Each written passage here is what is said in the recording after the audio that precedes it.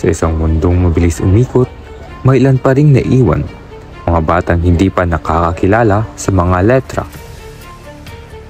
Kaya't kami bilang kabataan ay tumugon sa panawagan upang tulungan silang matutong bumasa, hakbang sa hakbang, letra sa letra. Hindi lang pagbasa ang aming itinuturo, binibigyan din namin sila ng tiwala sa sarili at pag-asang kaya nilang abutin ang kanilang pangarap. Dahil sa bawat pahina, may bagong mundo, at sa bawat mundo, may bagong pag-asa. Ang pinto sa tagumpay ay mabubuksan lamang kung ang isip ay bukas sa pagbasa.